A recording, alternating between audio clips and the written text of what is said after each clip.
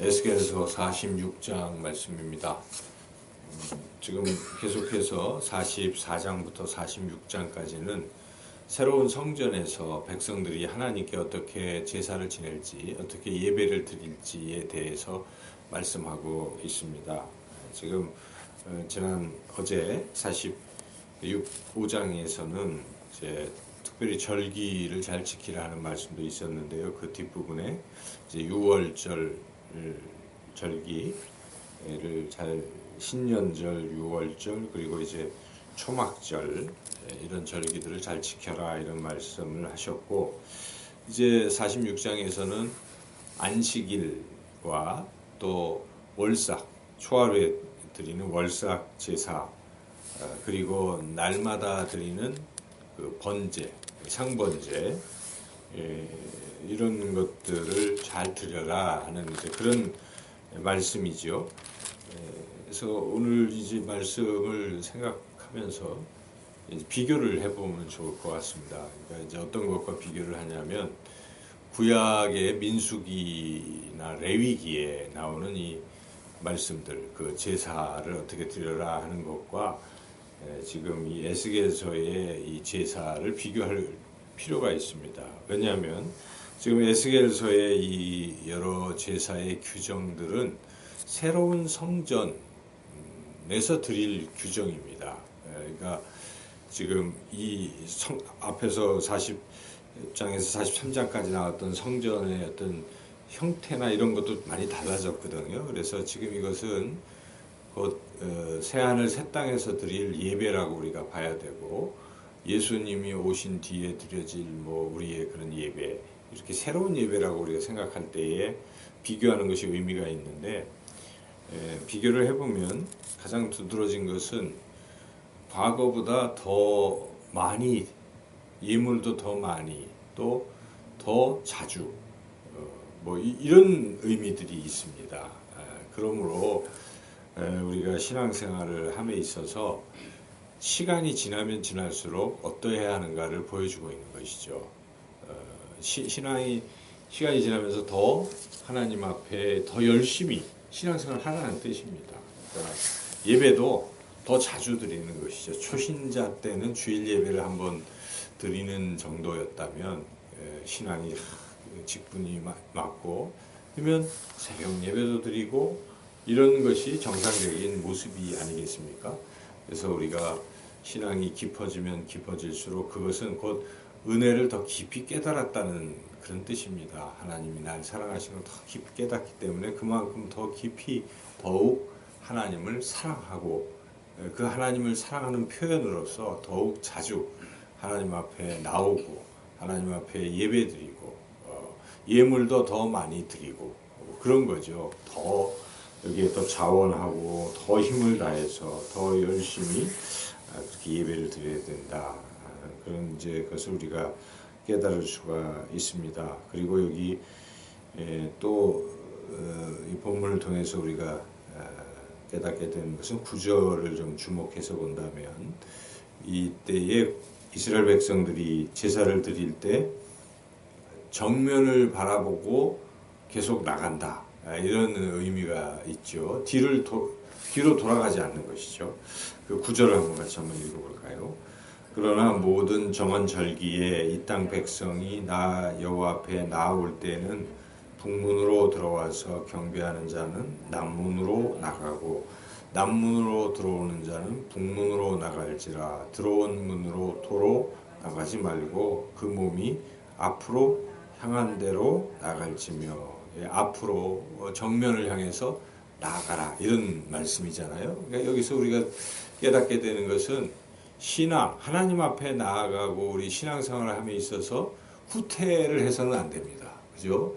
뒤로 빠지는 자, 침륜에 빠지는 자가 되지 말 것이며, 히브리서에도 그런 말씀이 있잖아요. 그러니까 신앙생활을 할 때는 점점 성장하고 계속 앞으로 이렇게 나가야지 자꾸 후퇴하고 이러는 것은 좋지 않은 것입니다. 특히 우리가 하나님 천성을 향해 지금 나아가고 있잖아요. 저 천국을 향해서 나아가는 사람들이 자꾸 후퇴하고 딴 길로 가고 그러면 안 되고, 계속 우리 천성을 향해서 앞으로 그렇게 나아가는 모습이 필요하다 하는 것을 우리가 오늘 본문을 통해서 또한 깨달을 수가 있습니다. 그리고 여기서 또 한 가지 우리가 생각할 수 있는 것은 지금 북문으로 들어온 사람은 남문으로 나가죠. 그리고 남문으로 들어온 사람은 북문으로 나갑니다. 만약에 이게 나갔다 들어갔다 얽히면 여기가 어떻게 되겠습니까? 굉장히 혼잡하지 않겠습니까?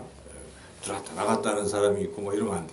이쪽 줄로 쭉 가고 저쪽 줄로 쭉 보면 보기에도 질서 정연하잖아요.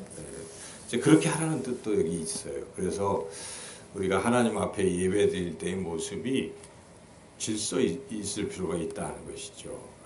이렇게 좀 뭐 너무 혼란하게 이런 것은 좋지 않죠. 왜냐하면 하나님은 질서의 하나님이십니다. 어지러움의 하나님이 아니시라고 말씀하시고 이 우주라는 것은 결국 조화, 질서라는 뜻이잖아요. 코스모스가.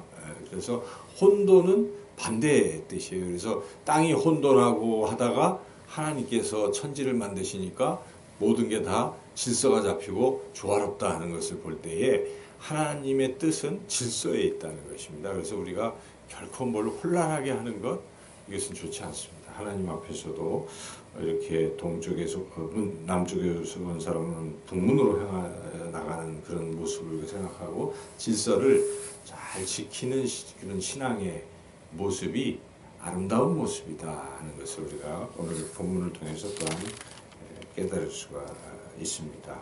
그리고 이제 16절부터는 좀 각도를 달리해서 그 왕, 군주에 대한 이야기가 나오고 18절까지 나오고 있는데 이것은 군주가 왕이 권한을 너무 지나치게 행사해서 백성들을 억압하거나 이래서는 안 된다는 것입니다. 왕도 사람이라 하나님 앞에서 왕도 인간일 뿐이다 하는 것을 말씀하시는 것이거든요. 물론 아들에게 기업을 넘겨주고 하지만 그렇다고 해서 18절 읽어보겠습니다.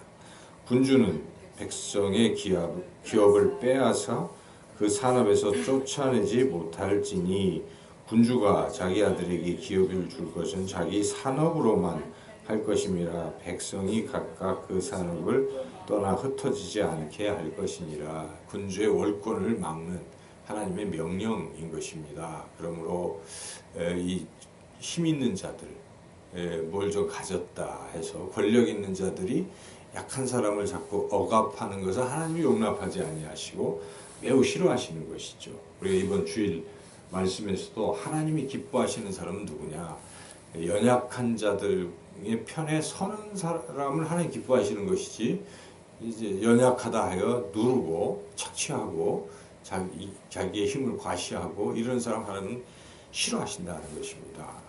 그래서 오늘 이 본문에도 군주에 대한 이 말씀 우리가 들어볼 때에 우리가 항상 조금 뭐가 있다고 해서 자기가 돈이 좀 있다 해서 또는 뭐 좀 많이 배웠다 해서 자기 위치가 좀 높다 해서 이런 약한 사람들을 괴롭히는 것은 아주 나쁜 겁니다. 어제 우연히 이렇게 뉴스를 보니까 어느 인턴 직원이 이렇게 입사를 했는데 인턴이니까 아직 정식 직원이 아니잖아요.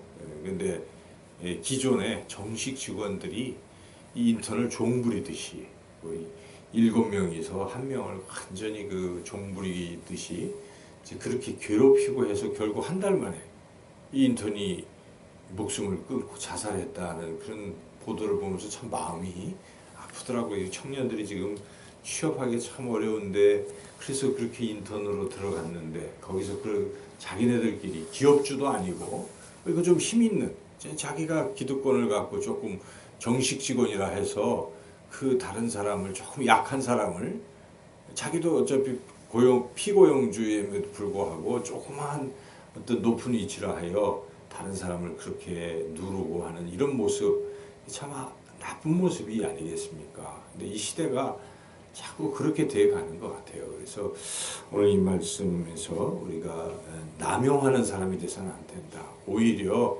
우리 예수님은 왕이신 예수님께서 더 자세를 낮추시고 나는 섬김을 받으러 온 것이 아니요 도리어 섬기려 하여 나의 목숨을 주노라 이렇게 말씀하신 예수님을 생각하고 더욱 우리가 좀 뭐 가졌다 하면 오히려 그것을 다른 사람을 섬길 기회로 여기고 사랑으로 돌보는 그러한 삶을 사는 것이 하나님이 기뻐하시는 삶이다 하는 것을 오늘 또한 본문을 통해서 깨닫습니다. 오늘 주신 이 말씀을 가지고 무엇보다 점점 우리는 더 나아지는 삶, 더욱더 주님을 사랑하는 시간이 지나면 지날수록 신앙이 깊어지는. 근데 많은 어떤 크리스찬들은 왕년에는 내가 하나님을 잘 섬겼는데 자꾸 이런 말은 정말 부끄러운 말인 것입니다. 그거 좀 이상한 거예요. 그죠? 왕년이 어디 있어요? 그렇게 따지는 게 아니라 우리가 앞을 향해 나가면서 더 멋진, 더 아름다운, 더 성숙한, 더 주님을 닮아가는 이런 크리스찬으로 자꾸 성숙하고 성장해 나가는 것이 도리이지 이게 안 되잖아요. 갓난아기도 자라면 어른이 되면 성장하는 게 당연한데 신앙인으로서 더욱더 주님 사랑하고 예배 더 자주 드리고 더 열심으로 주님을 섬기고 그리고 또 다른 약한 사람들 편에 서서 그들을 또 섬기고 그런 아름다운 신앙의 모습으로 살아가시기를 주님의 이름으로 축원합니다.